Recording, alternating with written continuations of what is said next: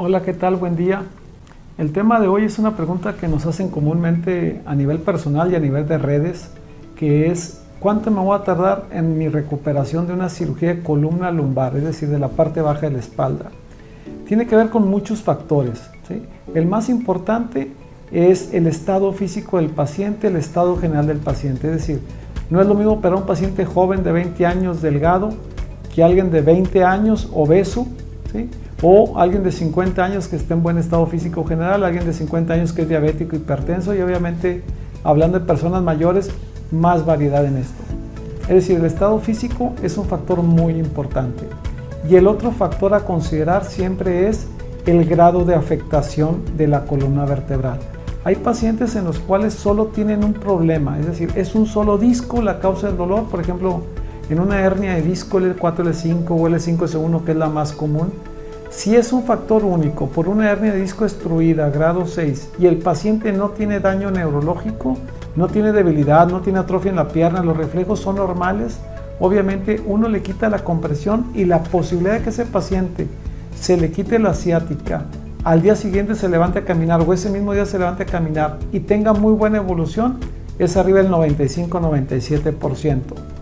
Pero si es un paciente obeso, aunque sea joven, pero obeso, el disco L5S1 está muy malo, que es el que es quirúrgico, pero los discos L3, L4 o L4, L5, es decir, los discos vecinos, no son muy buenos, no están tan desgastados, pero no requiere cirugía. Uno le puede operar la hernia de disco L5S1 y le va a ir muy bien, pero ese paciente es más propenso a que si no se cuida, en un futuro regrese la molestia.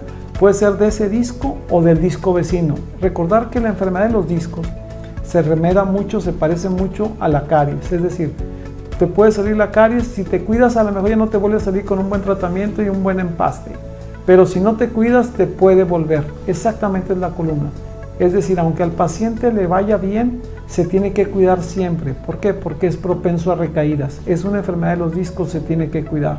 Entonces, hablando de recuperación, tiene que ver mucho el estado físico del paciente y el estado general de la columna. Generalmente, en una cirugía lumbar de hernia de disco, la posibilidad de éxito anda alrededor del 95%. Canal estrecho, es decir, cuando el conducto es por desgaste en gente mayor, la posibilidad de éxito anda arriba del 80-90%. Es totalmente diferente, ¿sí? Ese 10, 15, 20% de diferencia lo da el estado físico general.